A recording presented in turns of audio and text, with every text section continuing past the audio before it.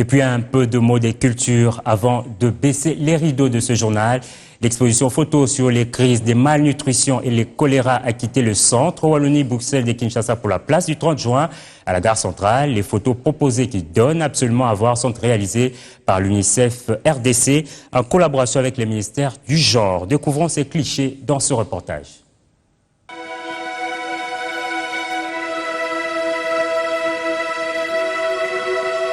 Des clichés sur la place du 30 juin qui éternisent l'action de l'UNICEF en République démocratique du Congo. C'est l'idée de cette exposition mise en place par cette agence des Nations Unies avec les soutiens de la branche humanitaire de l'Union européenne. Initiée sous 3 thèmes, cette exposition photo relate la lutte contre les crises de malnutrition et les choléra, ainsi que la réponse rapide au mouvement des populations. L'exposition que nous inaugurons aujourd'hui en évidence par le biais de photographies, la collaboration entre le gouvernement de la RDC, l'UNICEF, ECHO et les partenaires techniques et financiers de la réponse à l'urgence.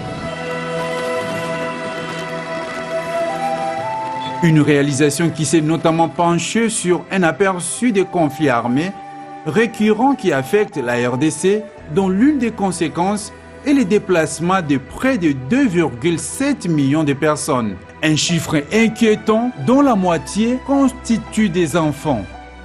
Avec vous, l'UNICEF, nous œuvrons pour améliorer les conditions de vie des personnes vulnérables, dont principalement les enfants et les femmes.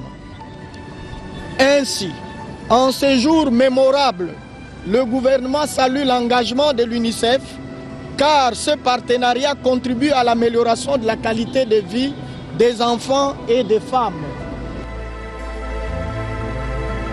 Et pour véhiculer ces messages forts à travers les pays, l'expo photo alliée dans la réponse en urgence se veut ambulante puisqu'elle compte se présenter à Goma au mois de juin et au mois d'août à Lubumbashi avant d'étaler ses clichés devant l'hémicycle du Parlement européen.